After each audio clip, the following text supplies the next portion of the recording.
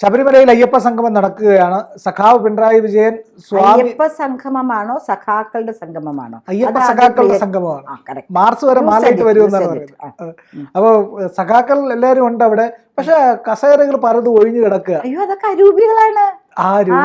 അരൂപികളാണ്. ഇനി നിറയും കേട്ടോ. സഖാക്കളെയൊക്കെ അവിടെ റെഡിയാക്കി നിർത്തിയിട്ടുണ്ട്.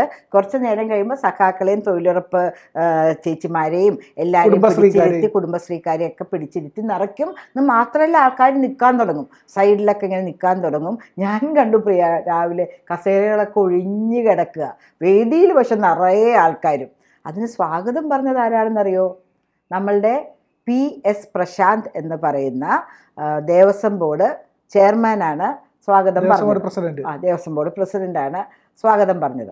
അദ്ദേഹം ഭയങ്കരമായിട്ടൊക്കെ പറഞ്ഞ് പിന്നെ ലിസ്റ്റ് നോക്കി ഓരോ സംഘടനകളുടെയും പേരൊക്കെ പറഞ്ഞ് അവസാനം ആരോ ഒന്ന് ചെവിയിൽ ഇങ്ങനെ പറഞ്ഞു കൊടുക്കുക, ഗോകുലം ഗോപാലൻ ഗോകുലം ആയിരിക്കും പറഞ്ഞേക്കണേ. ഇത് മുഴുവൻ വായിച്ചു കഴിഞ്ഞിട്ട് ഇതിനെല്ലാ സഹകരണവും നൽകിയ ഗോകുലം ഗോപാലൻ ചേട്ടനെയും ഞങ്ങൾ സ്വാഗതം ചെയ്തു. ചിരിച്ച് പോയിട്ട് വയ്യാണ്ടായി. അതിനിടയ്ക്കുണ്ടല്ലോ അവസാനം അയ്യപ്പസ്വാമി സ്വന്തം ആ പ്രഭാവം കാണിച്ചു. ഇദ്ദേഹം വിളിക്കുകയാണേ, സ്വാമിയേ ശരണയ്യപ്പ എന്ന്.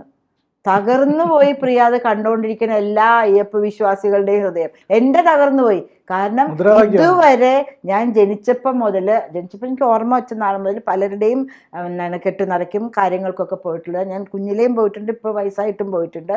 നമ്മൾ സ്വാമിയേ ശരണയ്യപ്പ എന്നാണ് വിളിക്കുക. സ്വാമിയേ ശരണയ്യപ്പ എന്ന് വിളിക്കാറുണ്ടോ? അദ്ദേഹം കാണിച്ചു. ഒരു വലിയ നമുക്ക് ഇഷ്ടമുള്ളൊരു വളർത്തു നായില്ലേ, വളർത്ത് നായ അങ്ങനെ പറയാമോ എന്നറിയില്ല. അവർക്ക് പോലെ അപമാനമാണ് ഇവരെക്കുറിച്ച് അങ്ങനെ പറയുകയാണെങ്കിൽ. അതിൻ്റെ വാല് 12 കാലം കുഴലിലിട്ടാലും വളഞ്ഞേ ഇരിക്കുള്ളൂ എന്ന്.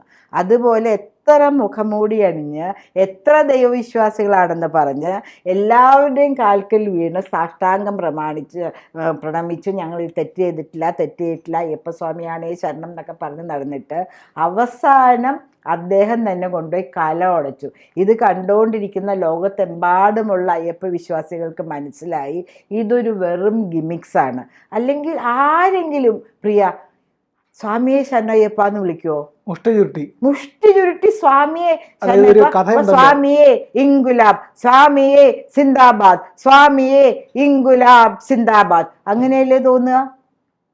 അതിനിടയ്ക്ക് ഇദ്ദേഹത്തിന് അറിയാനും കൂടെ പാടില്ല ആരാണ് തന്ത്രിന്ന്.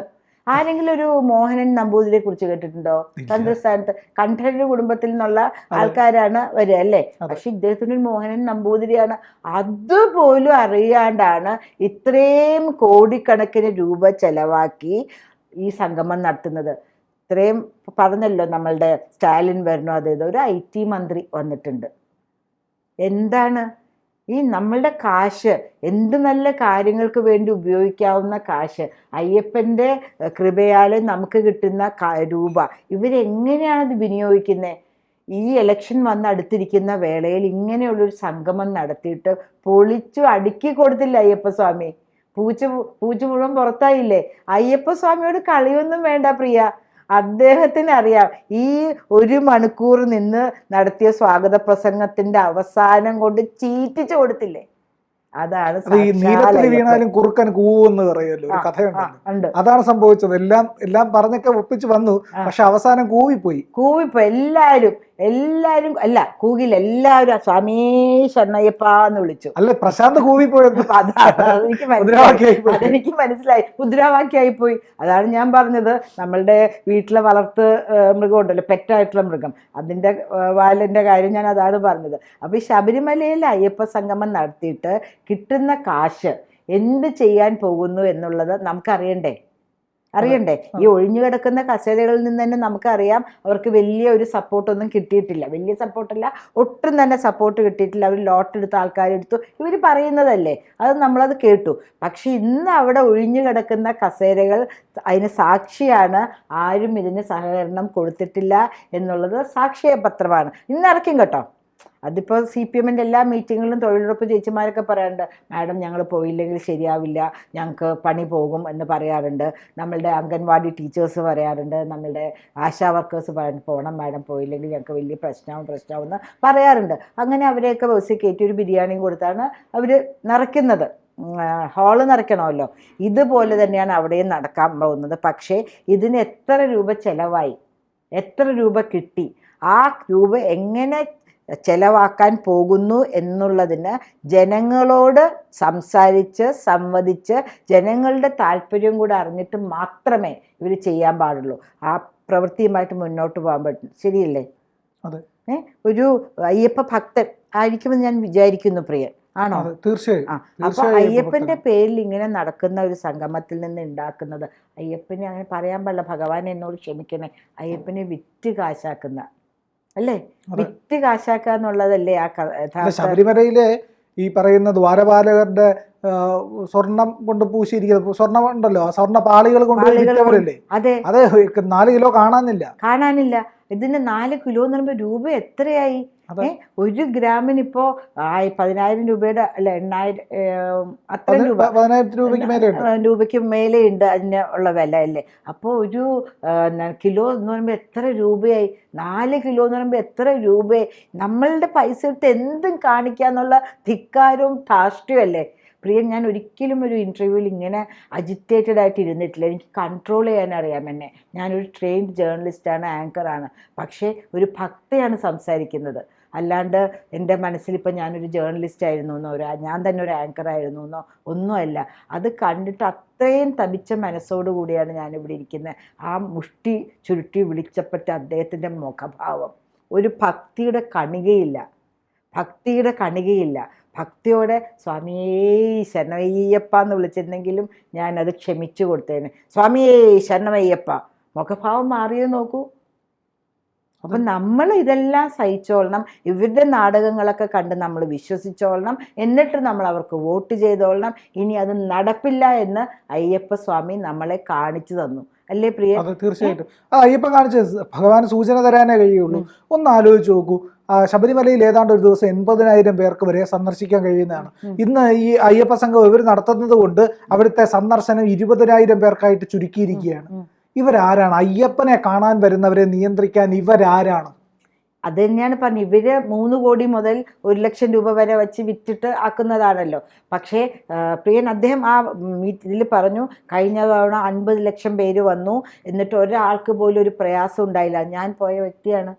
എൻ്റെ പ്രിയൻ ഒരു ബാത്റൂം, ഇപ്പോൾ രാവിലെ മുതൽ നമ്മൾ വന്നിറങ്ങി പിന്നെ ക്യൂവിൽ നിന്ന് ഒരു ബാത്റൂം വൃത്തിയായിട്ട് അവിടെ ഇല്ല. ഇയാൾ എന്തെന്നാണ് വിളിച്ചു പറയുന്നത്? ഇയാളല്ല ഇദ്ദേഹം, അവർകൾ, പ്രശാന്ത് അവർകൾ. എന്താണ് ഈ വിളിച്ചു എന്താ?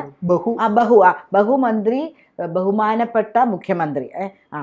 അങ്ങനെ ആ മുഖ്യമന്ത്രിക്ക് ഒരു ക്ലാസ് കൂടുതൽ, ബാക്കി എല്ലാത്തിനും അത് നമുക്കൊന്ന് സംസാരിക്കേണ്ട വിഷയമായിട്ട് ചിരിച്ച് ചത്തുപോയി. അപ്പം എന്താണ് ഞാൻ പോയതാണ്. എന്തുമാത്രം വൃത്തികേടായിട്ടാണ് സന്നിധാനത്തിലേക്കുള്ള വഴി കിടക്കുന്നത്. അത് വളരെ അഹങ്കാരത്തോടും ആത്മവിശ്വാസത്തോടും കൂടെ ഇദ്ദേഹം പറയുകയാണ് 50 ലക്ഷം പേര് വന്നിട്ടും ആർക്കും ഒരു ബുദ്ധിമുട്ടുണ്ടായില്ല എന്ന്. ആ ടെമ്പററി ടോയ്ലറ്റ് കഴിഞ്ഞ തവണ ഞാൻ പോയപ്പോൾ കണ്ട ടെമ്പററി ടോയ്ലറ്റ് പൊട്ടിയിട്ട് മൂത്രം ഇങ്ങനെ ഒലിച്ചേക്കുക റോഡിൽ കൂടെ. അതിൽ ചവിട്ടിയാണ് നമ്മുടെ സന്നിധാനത്തിൽ നമ്മൾ ചെരിപ്പിടുന്നില്ല. ഇല്ല. ഈ നോർത്ത് ഇന്ത്യയില, സൗത്ത് ഇന്ത്യയിലെ മറ്റേ സംസ്ഥാനങ്ങളിൽ നിന്ന് വരുന്നവരും പലരും നടന്ന്, കേരളത്തിൽ നിന്ന് തന്നെ ദൂരേന്ന് നടന്ന് എന്താണ് കല്ലും മുള്ളും കാലിക്ക് മെത്തേ സ്വാമിയേ അയ്യപ്പോ എന്ന് പറഞ്ഞാണ് വരുന്നത്, അല്ലേ?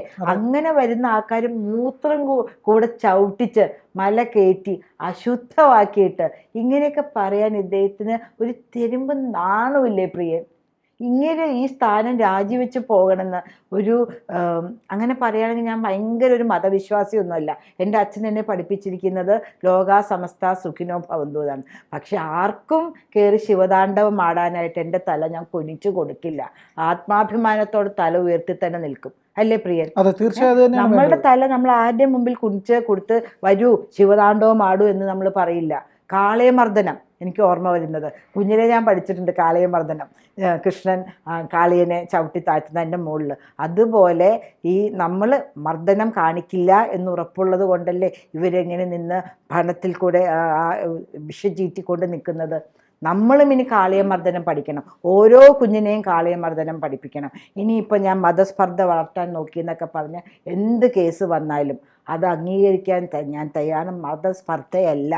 ഞങ്ങൾ ഈ മതത്തിൽ വിശ്വസിക്കുന്നവർക്ക് ആത്മാഭിമാനത്തോടെ ഇവിടെ ജീവിക്കണം, ആത്മാഭിമാനത്തോടെ ഇവിടം വിട്ടു പോകണം. അതിനുള്ളൊരു അവകാശം ഭരണഘടന നമുക്ക് തന്നിട്ടില്ലേ പ്രിയൻ? തീർച്ചയായും ഉണ്ട്. അതിന് വേണ്ടിയിട്ട് നമ്മൾ ഏതറ്റം വരെയും പോവുകയും ചെയ്യും. കൂടുതൽ വാർത്തകളും വിശേഷങ്ങളും നിങ്ങളിലേക്ക് എത്താൻ ABC മലയാളം സബ്സ്ക്രൈബ് ചെയ്യുക, ബെൽ ബട്ടണും അമർത്തുക.